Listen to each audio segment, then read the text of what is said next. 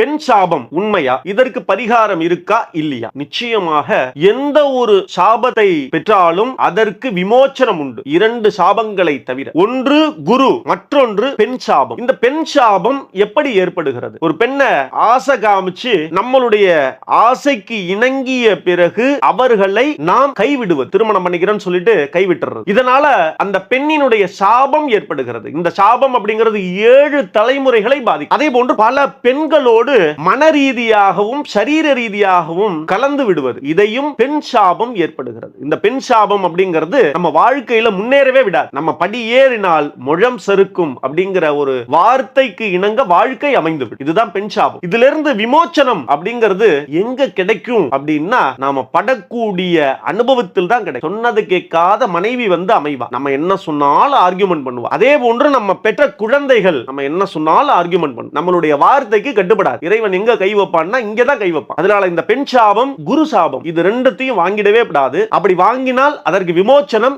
இல்லை அப்படிங்கறதா சத்தியம்.